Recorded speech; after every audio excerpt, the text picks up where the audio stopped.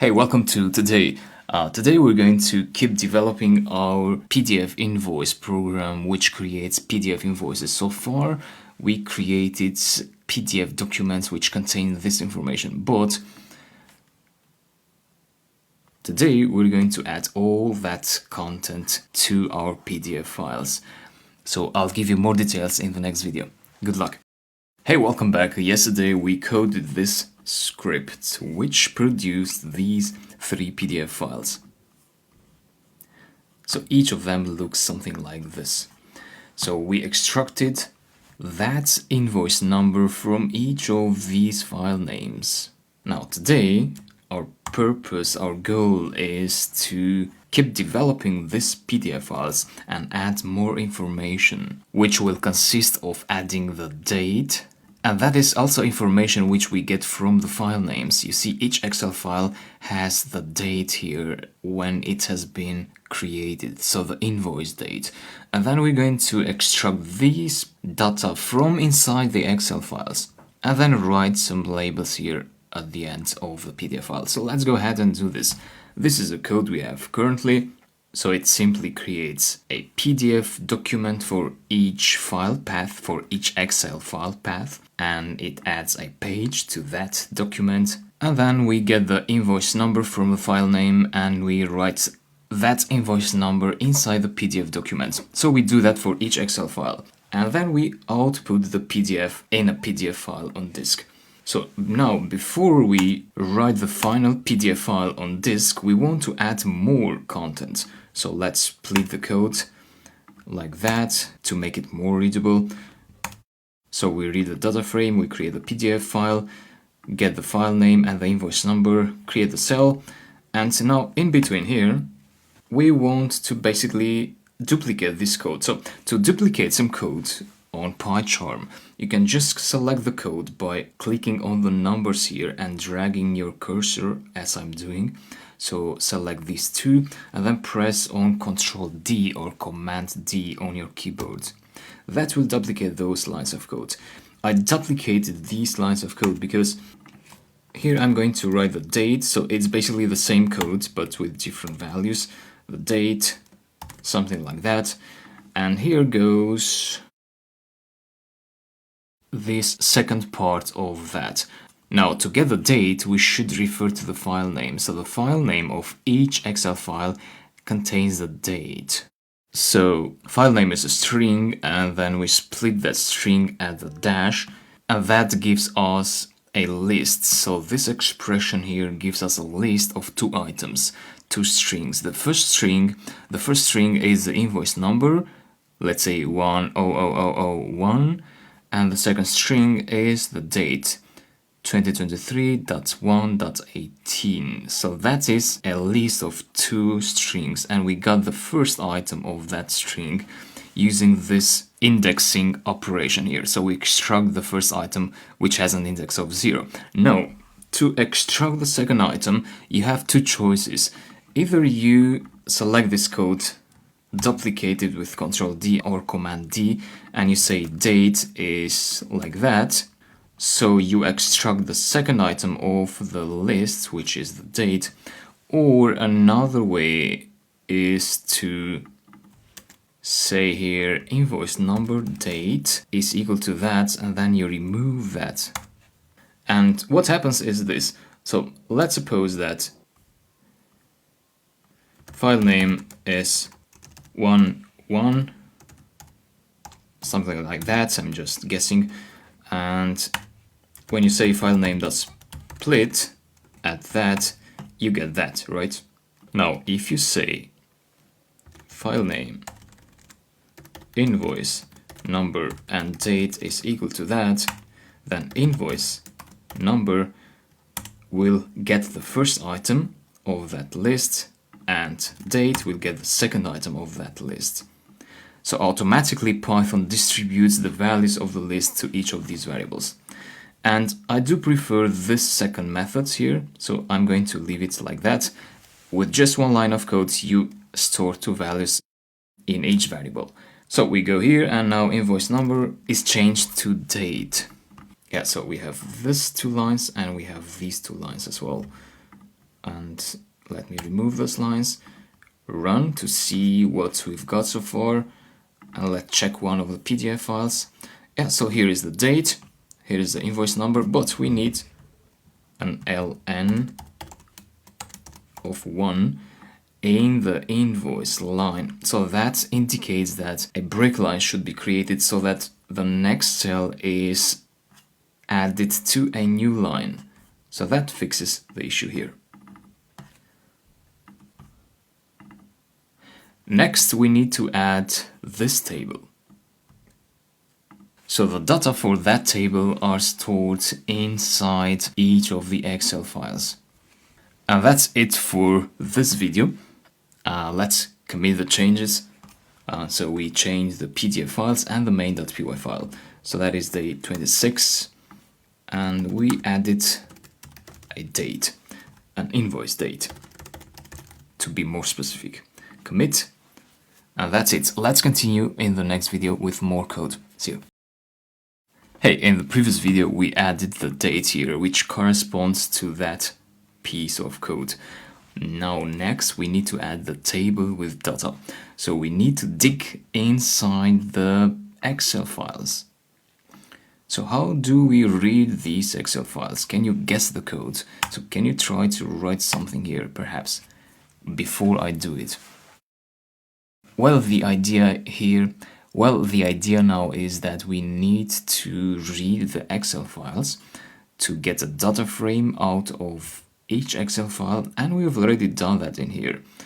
So you could do that in there, or you can just cut it and place it in here. So either way is the same, but I'd prefer to have the code in here since we don't need the data frame up to this point. Therefore, I'll read it here. It makes more sense logically, and then I say for index row in df.iter rows, so you know already how we iterate over data frames. And in each iteration we need to set the font, perhaps set a text color, and then add a cell. So let's set the font to something like Times at the size of 10. 80, 80, 80 should do it for the text color, so that should be gray. And then we add the cell. So for that, let me show you the finished PDF, how it looks like. So we need to add product ID, product name, amount, price per unit, total price. So that would be something like width 30. Usually we set the width to 0 to expand the entire horizontal length of the PDF document. This time we will use 30, and I'll explain you why in just a bit. Let's use 8 for height, and the text is going to be row. So that would be the first value. For now, let's ignore this header. Let's just add the values, and then we think about how to add the header. So now I'm working on this particular cell here. With that, I'm adding that particular cell, the product ID.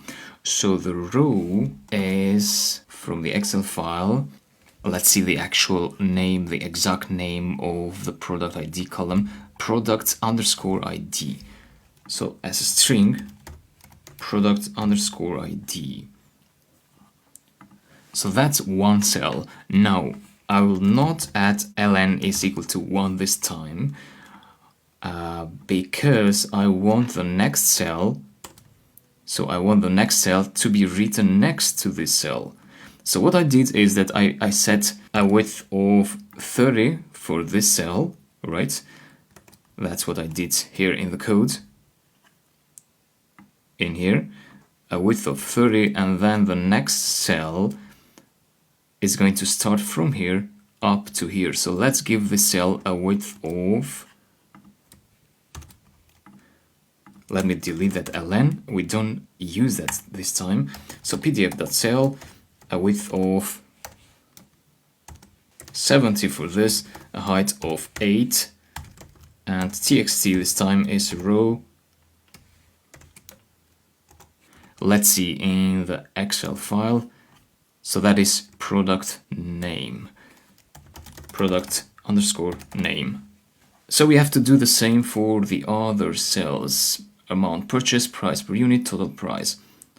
So let me duplicate this code like that, and I would give a width of 30 for this one. So that is, again, amount purchased, amount underscore purchased. Then we've got price per unit, and total price. Yeah, that's what we've got. And oh, we need parentheses at the end here. You see this underline in red, that means something is wrong with the syntax. So now it should be fine. And then we have the output method, which is outside of the for loop. That means once the for loop ends, once the for loop iterates over all the rows of the current Excel file, so we're working on the first Excel file in the master for loop, and then in that Excel file we iterate over the rows. Once all the rows of the Excel file are exhausted, then we output the PDF file. So let's run this and see what we've got so far. Perhaps an error. Int object has no attribute replace. Now this is a tricky error for beginners, so perhaps you might have a hard time to fix this, and in that case a good idea is to Google this error. So let me demonstrate you how I would search for this error, like that, and then you want to mention the FPDF library so you get more accurate results. Now I do know the cause of this error, but I'm just trying to show you what's the actual problem. So now this post here is not actually about FPDF, but it's about another library. And the idea is that we can get some clue here. So this error is pointing to an issue which tells you that you're using an integer, but you should be using a string. You see in single quotes here, so the 0 should be changed to a string. So that could give us some clue, and perhaps you could check out the other results as well. But what I'm trying to say is that this row product ID value gives us an integer, but the PDF library FPDF expects a string here as the value of the txt argument. So the solution here is to convert this into a string. Not only that, but all the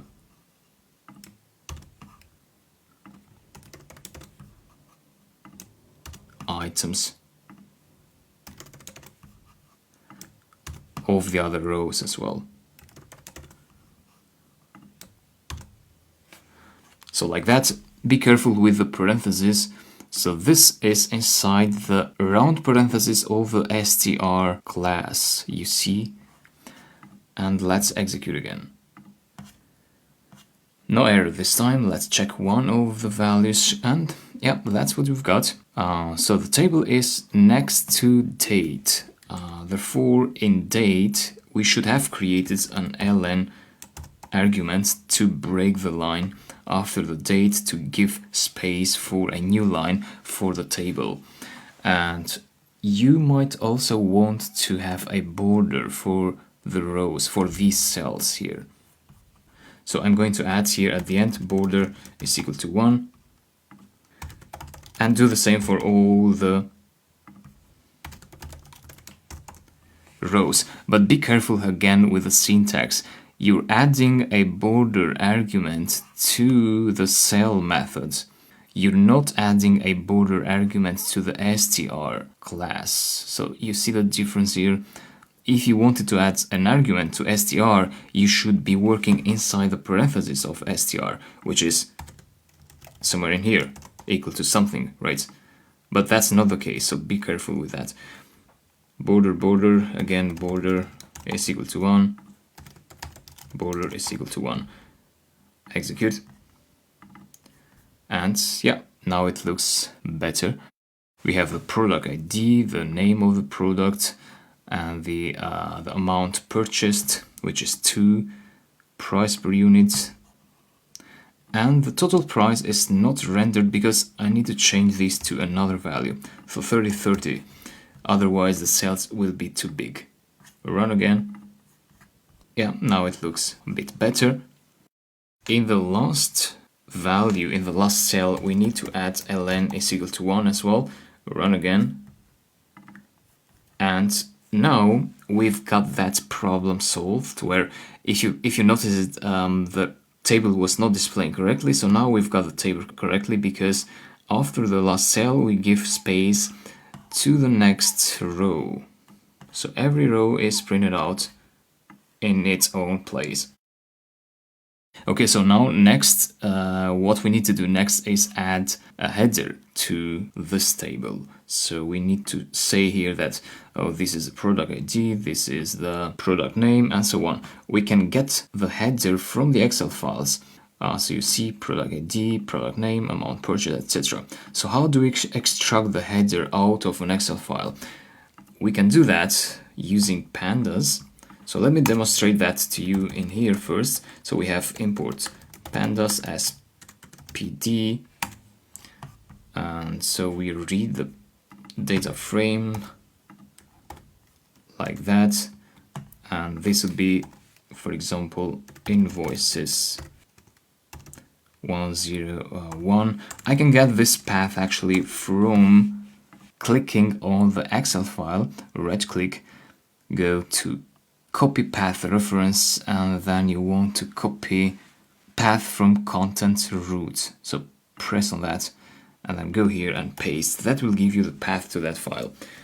So let's say we got that data frame. So we get that data frame in each iteration of the loop. And let's suppose we are in one current iteration of the for loop. df is equal to that in that iteration, and then df.columns gives us this object. So columns is a property of a data frame, and the type we get is this index object type. So that is an index object type, but you can convert it into a list using the list class like that, and you get that list, right? So let's do that in here. So we are somewhere in here, and actually we need to work outside of the for loop, because, you know, we only want to add the header once. It's one header. That's why we don't want to be inside the for loop. So we have multiple rows which are rendered here by the for loop, but we have one header. Therefore, we should be outside of the for loop. So columns will be df.columns. So that's just a variable. That is the property. You could say something else here. So don't confuse that with that. They just happen to be the same names in my case. And yeah, we need to convert them into a list. And then you need to get those lines and add them here. So this time the txt argument should be changed to columns 0. Sorry, this should go. And then we have here columns 1. That would be columns 2, columns 3, and lastly columns 4. Let's run the script. And yeah, so product ID, product name, amount purchased, price per unit, total price. We could make an improvement here and remove these underscores. So can you guess how we can remove these underscores? So we are here, right? So let's add a comment, add a header. And here in the for loop, we add rows to the table. So we add a header and then we add rows. So can you guess how we could remove the underscores? Well, I would say we could use a list comprehension actually. So if you go to the Python console again, and you could say, so columns is equal to list df.columns, right?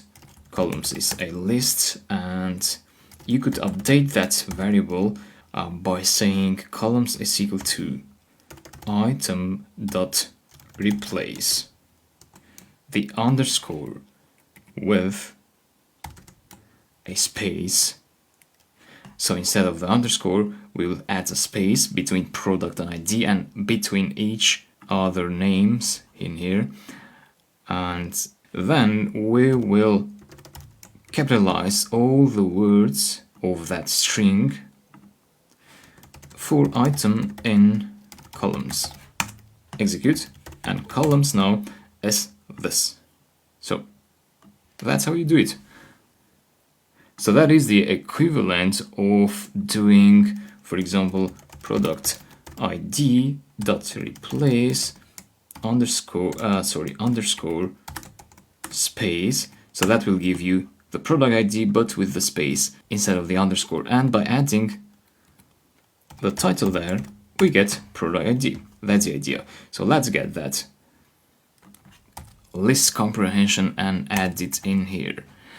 And actually, you don't need to convert this into a list. You can just iterate over the columns index object. You remember I explained you that df.columns is an index, and you can iterate. This is an iterable object, just like lists. You can iterate over that index object. So you don't need to convert it into a list because that would be unnecessary. Yeah, that's it. Let's run. Check the PDF file, and there we go. Product ID, product name, amount purchased, etc. Lastly, I will just give a style to bold to those headers. Execute again, and that concludes the video for today. Let's commit the changes we did. So that was add a table. Yeah, thanks for following. See you later. Hey, welcome to the last video of this app. In the previous video, we constructed this PDF file. In this video, we will go from this PDF to this PDF. So we will add this last row here, which contains the total price of all the products, and then we will add these other two lines. So we have this sentence, which mentions the total price again, and we also have this line where we have this company name and the logo of the company. So you learn how to add images to PDF documents. Let's do this.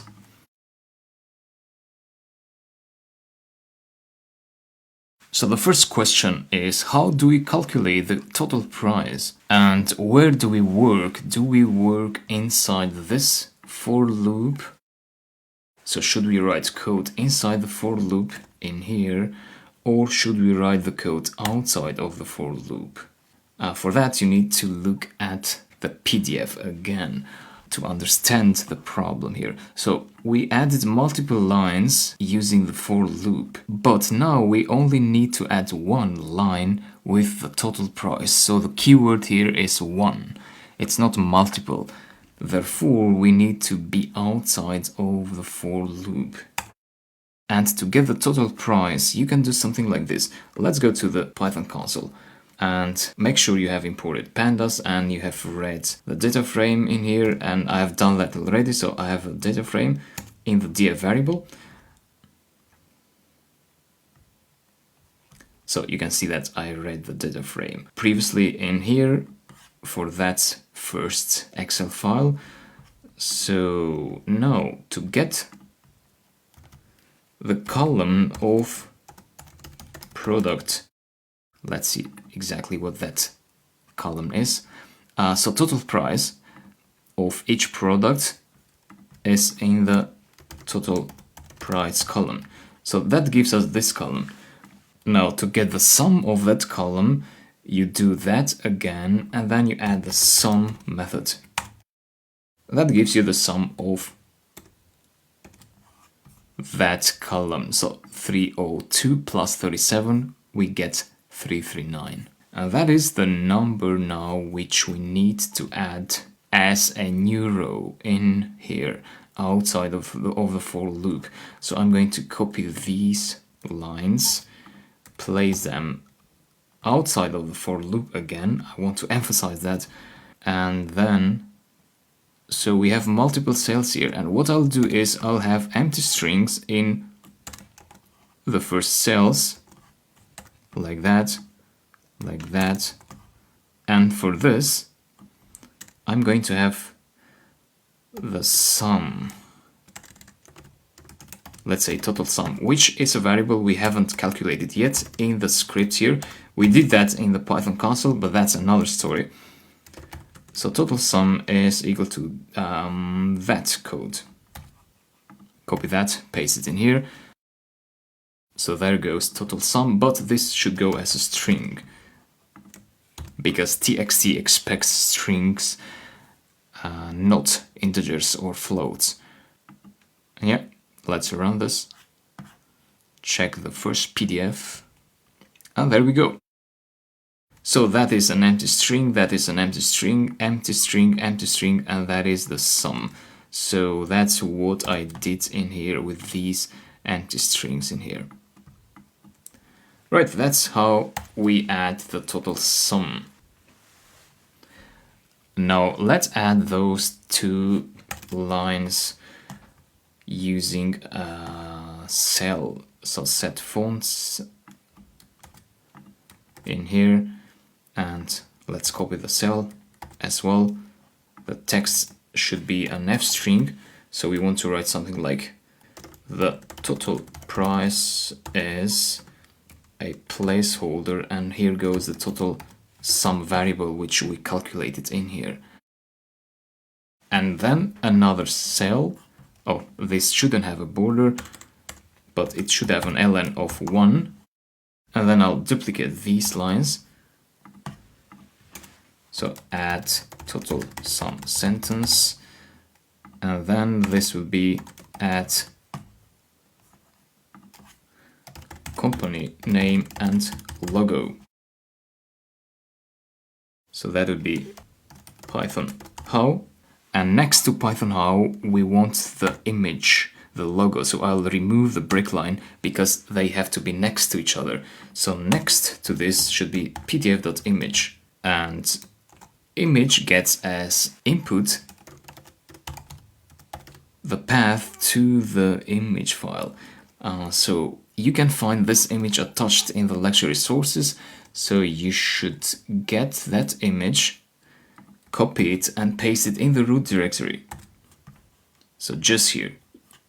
You may want to add it to Git, so make sure this is green color, as in my case. If it's red, you should click here, go to Git and add it to the repository.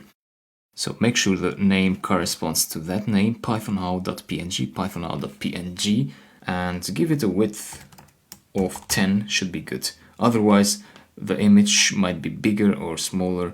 So run this. Open one of the files, and yeah, there we go. To make the image closer to pythonhow, you can do some changes in here. You can set the font of the company name to something bigger, make it 25 as the width of the company name. Maybe change the style to bold for this, and also for the sentence, style is equal to bold.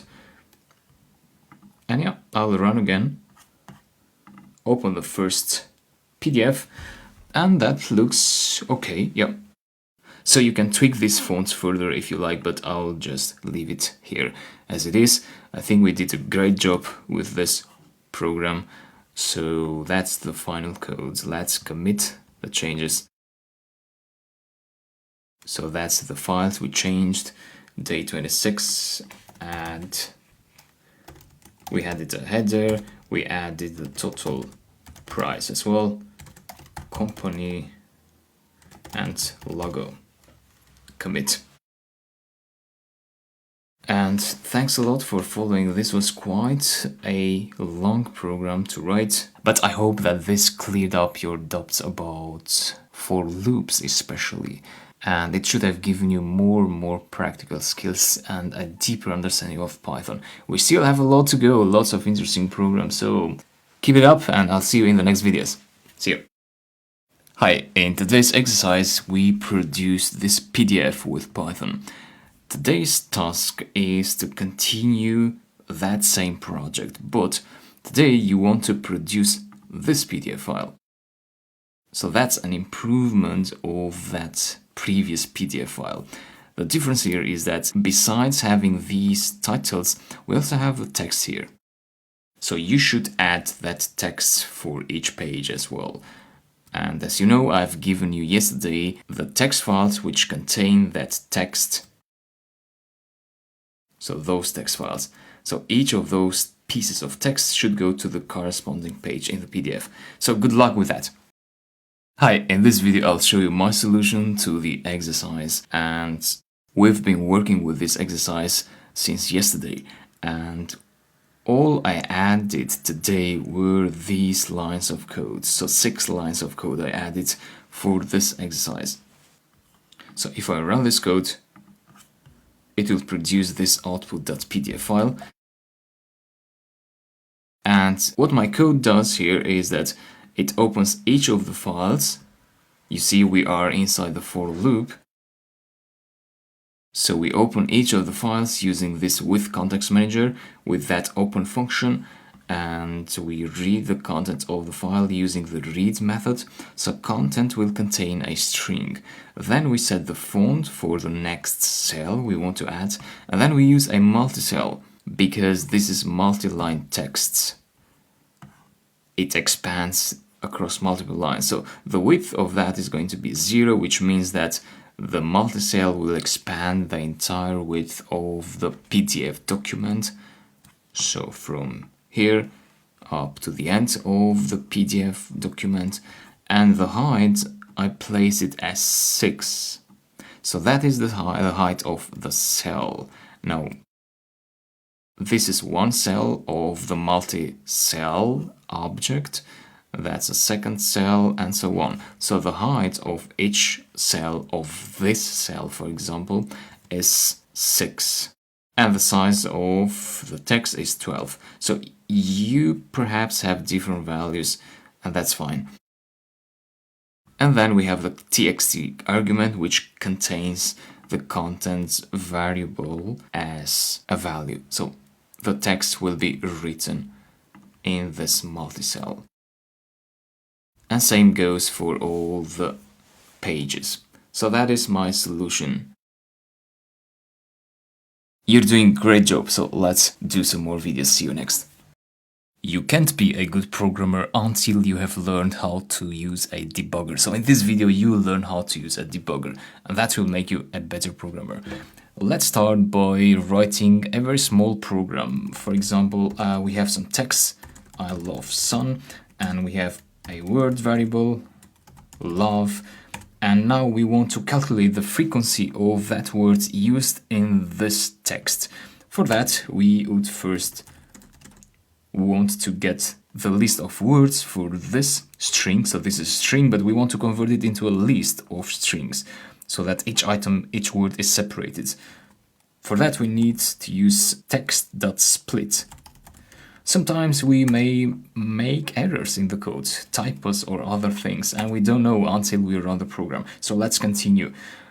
Then we want to calculate how many times the word love occurs in the text, in this text. So for that we need to use text.count, and we enter the word variable.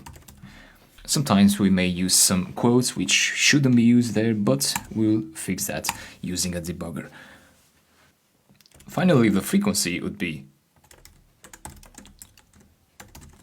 equal to count divided by the length of the words list. So this is a list. Remember, what we get from words is something like this, right? When we use the split method, we get a list, so with 3 items. Therefore, we say, let's say 1. So the words love is 1 time. It occurs 1 time in the text, so we will get 1 for this, and the length would be 3 of the words list. So 1 times 3, we get 0.33 times 100, we get the frequency, and we print out the frequency. So that's a program we created. Now let's run this program. To run the program, you know that you can use the normal triangle button, but then you get an error.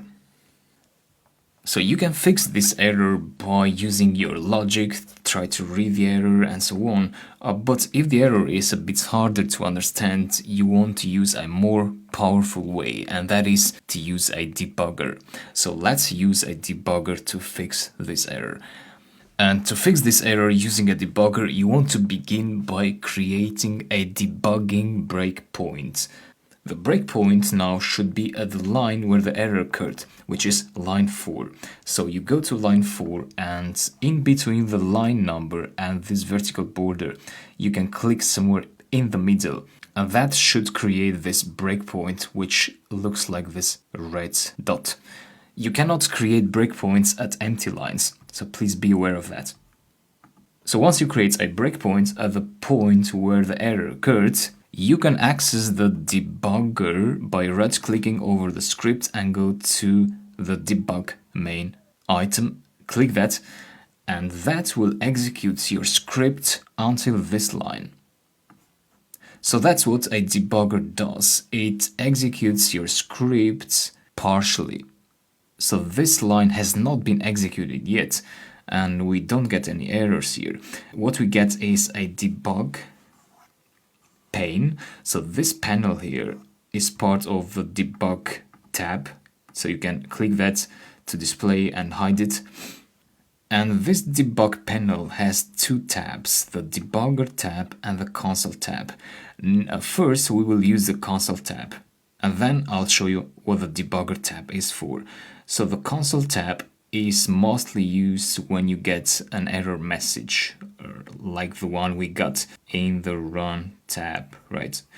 So we break the script at the error line, and then we go to the console, and in the console now we try to experiment with this line. So first thing I would like to do is execute that line, and of course you would get the same error, because what we're doing now is that the execution has frozen at this point, so we have access to the variables, to the text variable, to the word variable. For example, text is the text and words is the word, love in this case.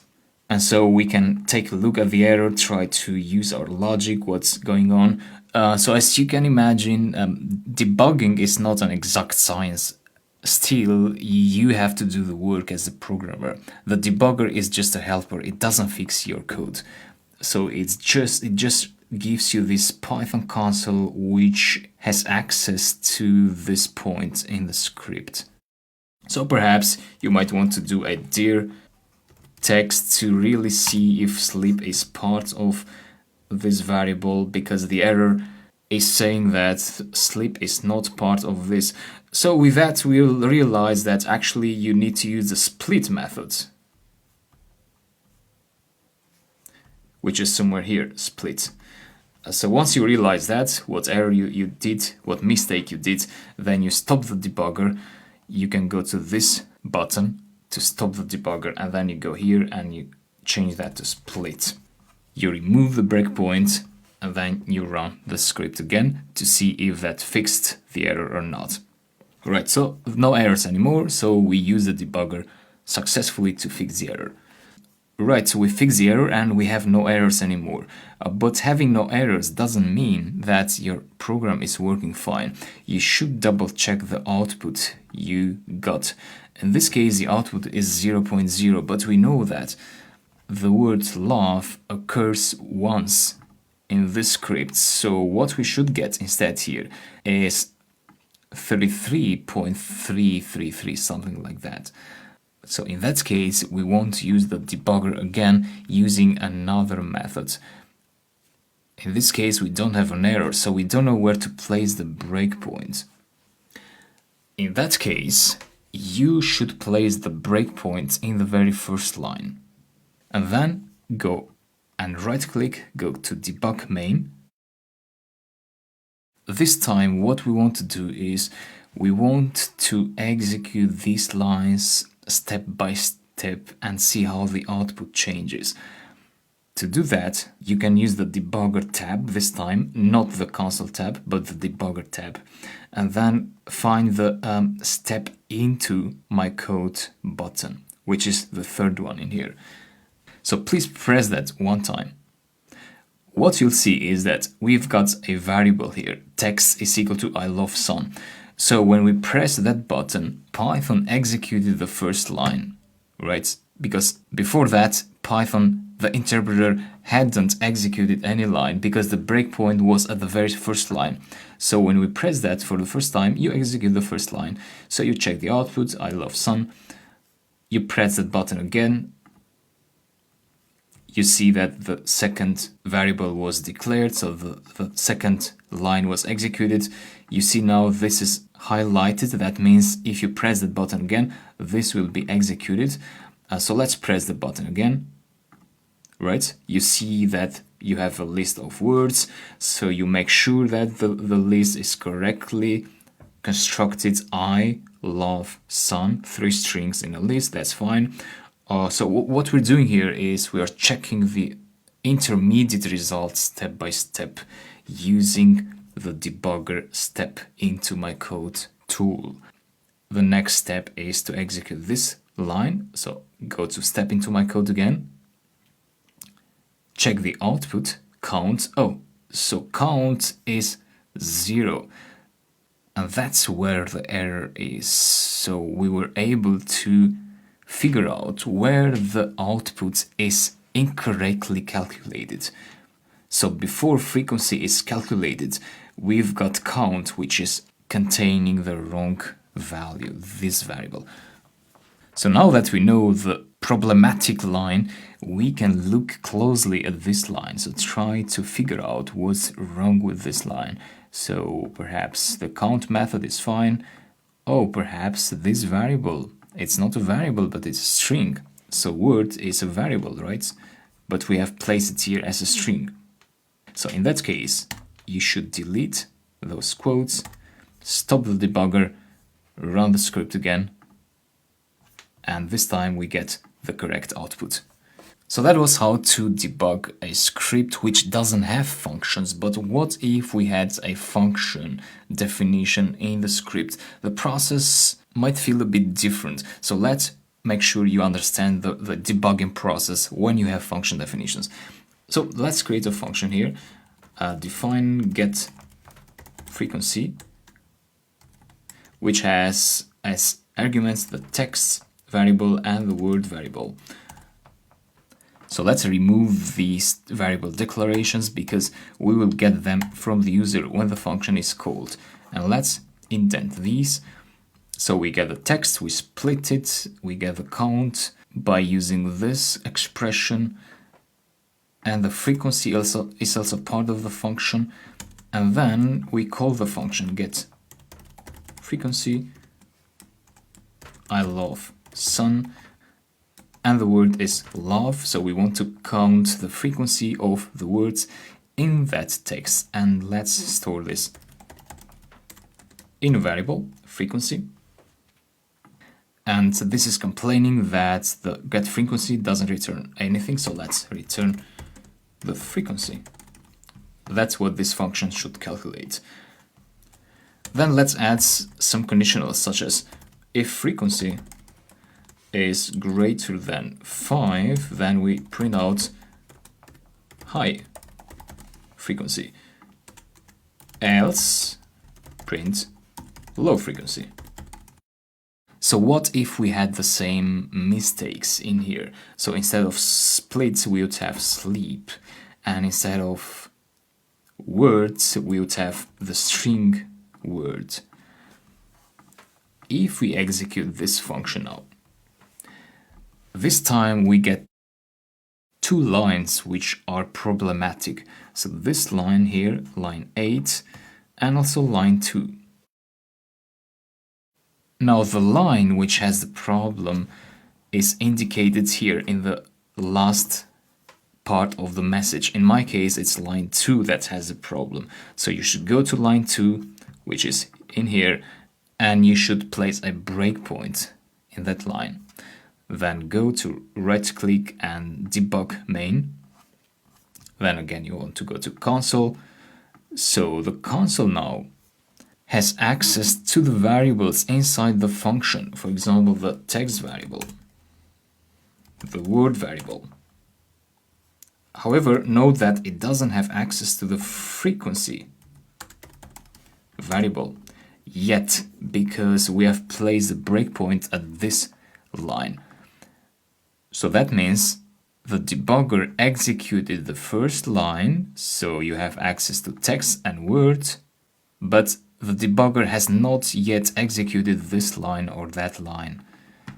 So again, the process to fix this error is to try to execute this line, and you see that you've got that error sleep, and then perhaps you again do their text to check the methods you can provide, and so on. So the idea is that this console basically is like a tunnel. It has access to this inside the function, to this place, to these variables which are inside the function.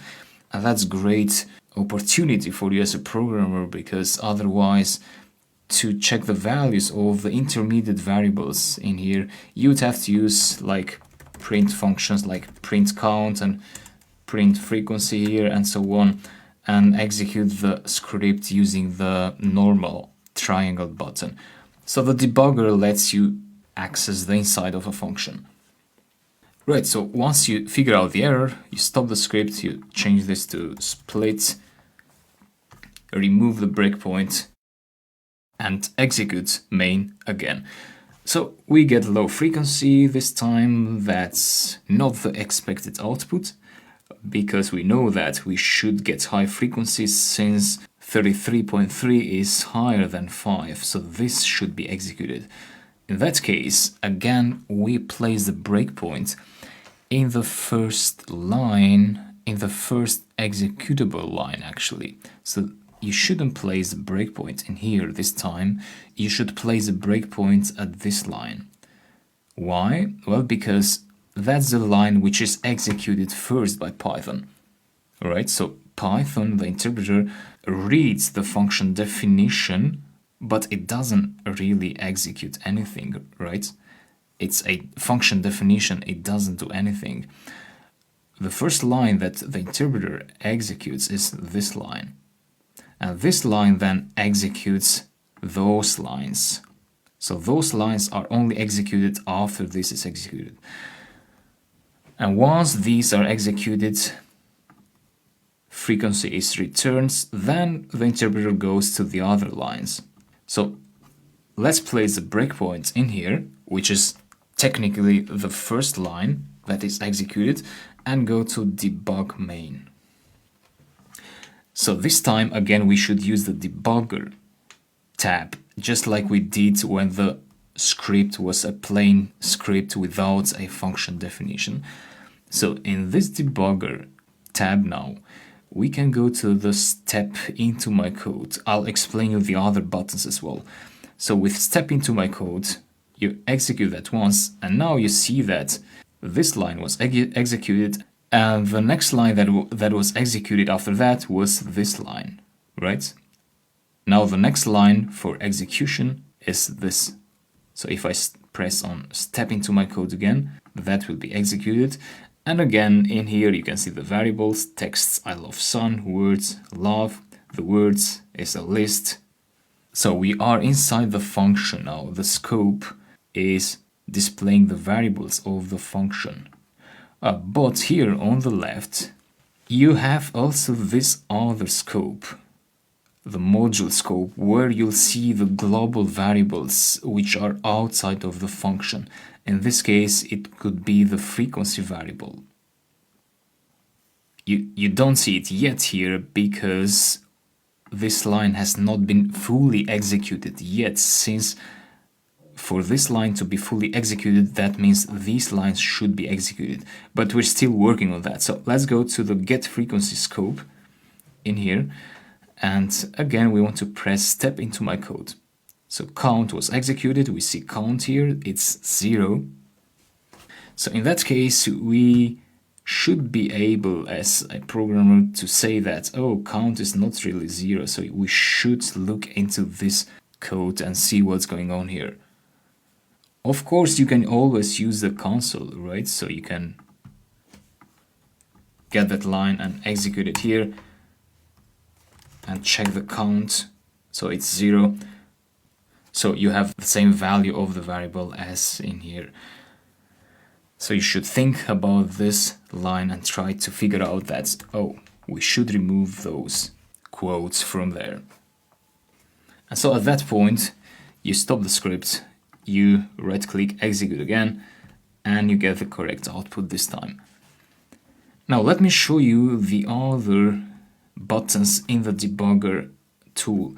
So let's place the breakpoint at this line 8, and this time I'd also like to create another variable here. Message is equal to hello, just a variable.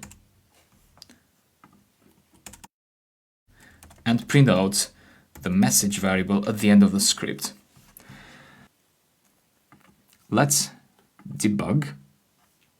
So this line is about to be executed now, where the breakpoint is. So if you go to step into my code, that will go inside the function again.